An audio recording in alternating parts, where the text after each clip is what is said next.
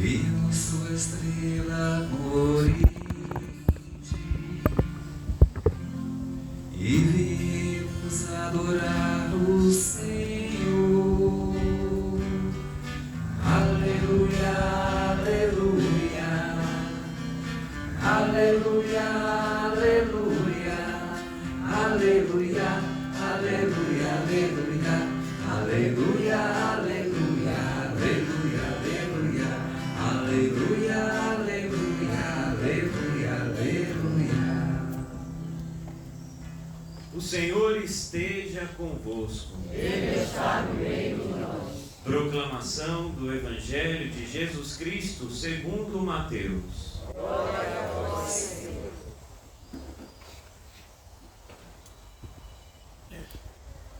Tendo nascido Jesus na cidade de Belém, na Judéia, no tempo do rei Herodes, eis que alguns magos do Oriente chegaram a Jerusalém, perguntando: onde está o rei dos judeus que acaba de nascer?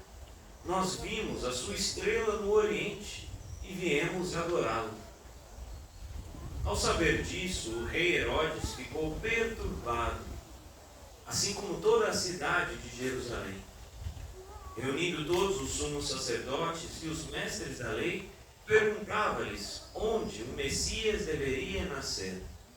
Eles responderam: em Belém, na Judéia, pois assim foi escrito pelo profeta: e tu, Belém, terra de Judá, de modo algum és a menor entre as principais cidades de Judá, porque de ti sairá um chefe, que vai ser o pastor de Israel, o meu povo. Então Herodes chamou em segredo os magos e procurou saber deles cuidadosamente quanto a estrela tinha aparecido. Depois os enviou a Belém, dizendo: ide e procurai obter informações exatas sobre o menino, e quando o encontrardes, avisai-me, para que também eu vá adorá-lo. Depois que ouviram o rei, eles partiram, e a estrela que tinham visto no Oriente ia diante deles, até parar sobre o lugar onde estava o menino. Ao verem de novo a estrela, os magos sentiram uma alegria muito grande. Quando entraram na casa, viram um menino, com Maria, sua mãe. Ajoelharam-se diante dele e o adoraram. Depois abriram seus cofres e lhe ofereceram presentes: ouro, incenso e mirra. Avisados em sonho para não voltarem a Herodes, retornaram para a sua terra, seguindo outro caminho. Palavra da salvação. Glória a vós, Senhor.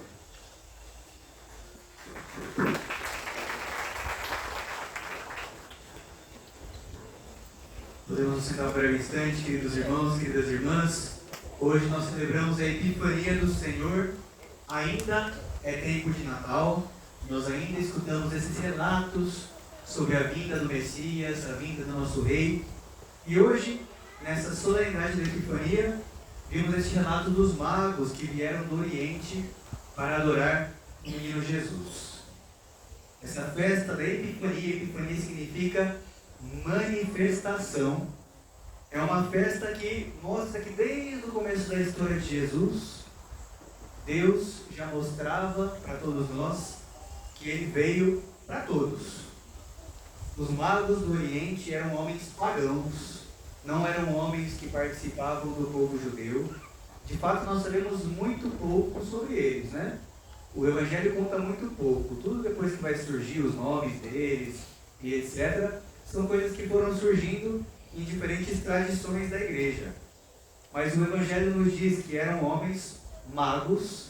Essa palavra mago vem de uma religião, né, das religiões ali do Oriente. Ou seja, além de serem pessoas de outros povos, também eram pessoas de outras religiões, sábios, astrônomos ou astrólogos, porque conheciam as estrelas, mas também a partir dessas estrelas provavelmente eles interpretavam coisas, assim como interpretaram o nascimento de Jesus, e que, portanto, eles, ao encontrarem este sinal no céu, a estrela, partem em direção a Israel, partem em direção a Belém, para adorar, para saudar o rei dos judeus. A Epifania, então, é essa festa que mostra que Deus veio para todos nós, todos os seres humanos. Todos estão chamados para empreender um caminho até Jesus, para louvá-lo, para agradecê-lo, para adorá-lo. Homens e mulheres de todas as nações. Todas as leituras que nós escutamos hoje falam disso. O profeta Isaías profetiza: teus filhos vêm chegando de longe, de longe. O Salmo canta: as nações de toda a terra hão de adorar-vos, ó Senhor. A carta aos Efésios diz: os pagãos são admitidos à mesma herança dos judeus em Jesus Cristo. Os pagãos recebem essa mesma herança. É Jesus que une a todos nós. Pessoas de todas as culturas, de todas as nações e até mesmo de religiões diferentes são convidados para vir aqui e nos unirmos nessa mesma fé. A atitude dos homens sábios, desses magos que vêm do Oriente, se a gente parar para pensar, é uma atitude muito comovente, gente. É muito comovente que estes homens sábios, homens que conheciam muitas coisas, mas homens que talvez ainda não conheciam o Deus verdadeiro, o Deus de Israel, interpretam bem uma estrela no Oriente e falam: nasceu um rei e nós vamos lá adorá-lo. Faz com que a gente também se pergunte essa mesma atitude. Será que eu tenho tido essa mesma relação com Jesus que estes homens sábios tiveram?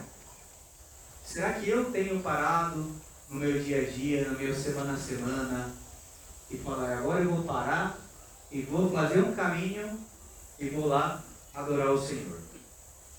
Eu tenho tido essa mesma atitude? Que atitude bonita desses homens. Deixaram para trás os estudos deles, vai saber se tinham famílias, deixaram para trás o povo deles, o país deles, e falaram: nós vamos fazer um caminho para adorar o Senhor. Quantos quilômetros eles percorreram, quantas dificuldades eles enfrentaram ali naqueles desertos, né? Na Terra Santa, para chegar até lá. Viemos adorá-lo. A atitude de adoração.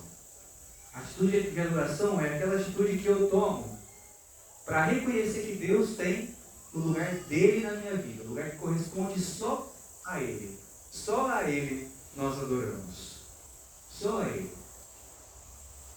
Estamos acostumados, de repente, na nossa vida de oração, no dia a dia, a agradecer ao Senhor, isso é muito bonito, a pedir ao Senhor, isso é muito bonito também.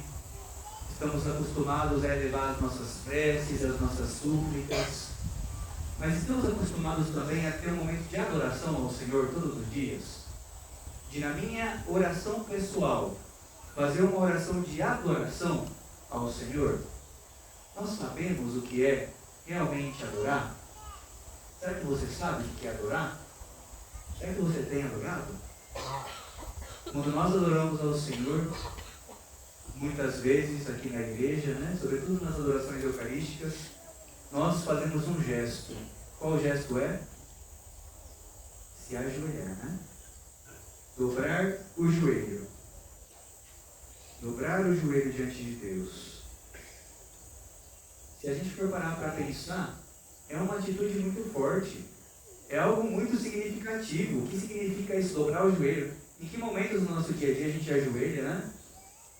Quase nunca, na verdade. É uma posição que a gente usa poucas vezes na nossa vida. No máximo para pegar alguma coisa que está aqui embaixo, né? Mas dobrar o joelho diante de alguém. Uma vez eu estava vendo essas séries aí de reis, de rainhas, né, etc. E eles falavam muito isso, né? Dobrar o joelho diante do rei, etc. E eu parei para pensar vendo aquela série. Que forte que nós católicos façamos esse gesto toda vez que nós vamos à missa, não é verdade? No momento da consagração, no momento da transubstanciação, em que o pão e o vinho se transformam em corpo e sangue de Cristo, a gente se ajoelha. Isso é muito forte, é um símbolo muito forte. Às vezes a gente até reclama, né, que tem que ajoelhar. Sobretudo aqui no santuário tem essas pedrinhas, né? De repente não é muito cômodo a gente ajoelhar. A gente reclama, está com dor no joelho, lógico, né? Não precisa ajoelhar quem não pode, por algum problema de saúde. Mas se a gente parar para pensar nesse gesto, que gesto bonito, gente. Se ajoelhar diante do Senhor, se ajoelhar diante do nosso Deus, se ajoelhar diante do nosso Rei. O que significa se ajoelhar? Reconhecer a grandeza dele. Reconhecer que ele é grande, que eu sou pequeno. E isso se manifesta numa posição, né? Em que eu ainda me torno ainda menor do que eu sou. Me ajoelho, meu corpo fica pela metade. Ajoelho, coloco meu joelho no chão e fico ainda mais baixo do que sou.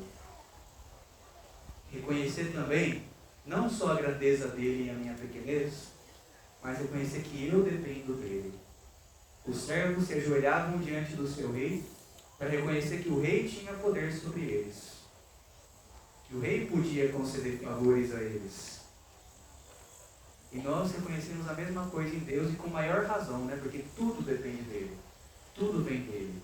E eu, ao me ajoelhar em adoração, reconheço isso. Senhor, eu dependo de Ti. Eu não posso nada por mim mesmo. Eu dependo de Ti. Reconheço que tudo vem dele. E ainda assim, sabendo que Deus tem tudo nas mãos e que eu não tenho nada, a minha oração de adoração, ela significa outra coisa. Mesmo que Deus tenha tudo e eu não tenho nada, eu entrego aquilo que eu tenho para Deus. E foi o que os reis magos fizeram diante do presépio, não é verdade? O que eles fizeram? Fizeram o seu caminho, descobriram o caminho, ao encontrarem Menino Jesus, se abaixaram e entregaram presentes. Ouro, incenso e mirra. O ouro que significa a realeza de Jesus. Ao entregar ouro a Jesus, reconheceram que Jesus era rei. Ao entregarem um incenso, o que o incenso significa? O incenso é algo que nós ofertamos a Deus. O incenso, até hoje, né? Na missa, nós usamos o incenso. Reconhecemos que Jesus é nosso Deus. E a mirra, algo também muito importante para a história de Jesus, a mirra era usada como óleo para embalsamar um defunto, para embalsamar alguém que morreu. Reconheciam também que Jesus devia morrer por nós. O Rei, o Deus que morre por nós. Eu já parei para pensar que eu também posso oferecer coisas para Deus? Deus não precisa nada de mim, né? Ele tem tudo. Só que Ele quer receber coisas de mim também. O que eu tenho para oferecer a Deus? O que eu posso oferecer a Deus? Que coisas eu posso fazer para ajudar ao nosso Senhor? Você pode ajudar o Senhor de alguma maneira. Você pode oferecer algo a Deus. E nós oferecemos a maior coisa que nós temos. A nossa atitude de adoração diante de Deus, né? Ao adorá-lo, ao adorar o Senhor, eu ofereço a Ele aquilo que eu posso dar. Reconhecer que Ele é meu Deus, reconhecer que Ele é meu Rei. Fazer uma oração desinteressada. Às vezes a nossa oração é muito interessada, né? Interesseira, como dizem por aí também. Fazemos uma adoração interesseira. Senhor, me dá isso, Senhor, me dá aquilo. Ô Senhor, obrigado por ter me dado tal coisa. Sempre eu. Para mim. A adoração é uma oração desinteressada. Uma oração que não tem interesses próprios. O nosso interesse na hora de adorar o Senhor é reconhecer que Ele é grande, que Ele pode. É reconhecer que Ele é o centro da minha vida. E por isso, na oração de adoração, eu não estou pegando para mim, eu estou oferecendo para Ele. Na oração de adoração, eu ofereço a Deus a minha vida. Eu ofereço a Deus tudo aquilo que eu sou, tudo aquilo que eu tenho. Eu ofereço a Deus o meu tempo. Hoje em dia a gente passa correndo dia a dia, né? Pisco aos olhos e já é 11 da noite. Eu ofereço a Deus então um pouquinho do meu tempo. Eu ofereço a Deus a minha atenção, que está muito dividida no dia a dia, entre família, entre trabalho, entre redes sociais, que a gente gasta um tempão hoje em dia, né? Eu, segundo dia do ano, fiz um retiro e falei, eu vou deslogar do meu Instagram, não quero mais saber de Instagram. Nem me mandem mensagem mais, viu gente? O Instagram tá lá deslogado. Só entra se eu tenho que ver alguma coisa do santuário agora, nesse começo de ano. Porque quanto tempo a gente perde, né? Com coisas banais, um tempo que a gente poderia oferecer para coisas úteis, ou então oferecer para aquilo que eu mais preciso na minha vida, para Deus. Quanto tempo a gente perde? Eu ofereço também um pouquinho do meu tempo, ofereço minhas mãos, ofereço a minha voz para rezar para Ele, ofereço as minhas mãos para trabalhar por Ele. Oferecer. Essa é a atitude de adoração. A adoração eucarística, essa adoração que nós fazemos na frente do Santíssimo, é uma das formas de adoração. Talvez a mais bonita, né? Porque a gente se para ali, a gente para diante do Senhor, se ajoelha, reza, é muito gostoso. Hoje à tarde nós temos nosso último momento de adoração no presépio, aqui no santuário. E nesse momento eu me entrego por completo, eu entrego meu corpo numa atitude de adoração, né? Não vou adorar o Senhor de qualquer jeito, não vou adorar o Senhor ali olhando para nada, né? Olho para Ele, fico de pé em atitude de atenção, fico ajoelhado em atitude de adoração. Vou cultivando uma atitude no meu coração para adorar o Senhor. A gente precisa treinar. Ontem o Padre Egemil falou assim na missa, achei muito engraçado. A gente precisa treinar a adoração, viu? Porque chegar lá no céu vai ser só adoração, então a gente não pode fazer feio a hora que a gente chegar lá. A gente tem que saber adorar. De uma maneira simpática de ver, né? Mas é verdade, muitas vezes a gente não aprende a orar ao Senhor. E o nosso pai fundador, o Padre Kempis, quando veio no Brasil, falou assim: os nossos santuários têm que ser um lugar de adoração. O Santíssimo está lá dentro. Eu não preciso esperar que alguém exponha o Santíssimo para adorar o Senhor lá dentro do santuário. Basta eu entrar, o Santíssimo está ali dentro do sacrário. Basta eu me ajoelhar no santuário. Às vezes a gente entra no santuário e nem faz a genuflexão, né? Nem se ajoelha. É o Senhor que está lá. A gente precisa criar essa sensibilidade. É o Senhor que está aqui. E diante do Senhor, eu ofereço para Ele aquilo que eu tenho. A minha adoração, o meu tempo, a minha voz, as minhas mãos. Que hoje nós possamos seguir o exemplo dos Reis Magos e aprender a adorar o Senhor. Em todo momento da minha vida e de modo especial na frente da Eucaristia. Daqui a pouquinho nós vamos ter oportunidade para isso, né? O Senhor vai estar aqui na nossa frente.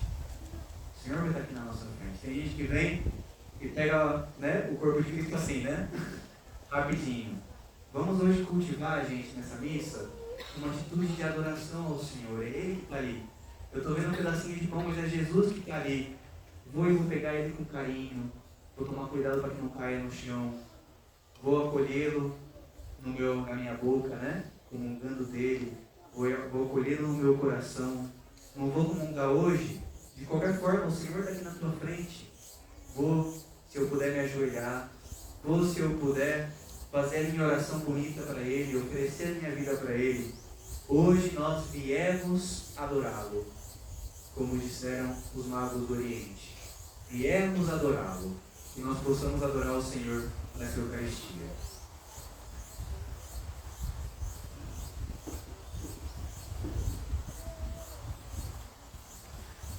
Fiquemos de pé e elevemos a Deus a nossa fé.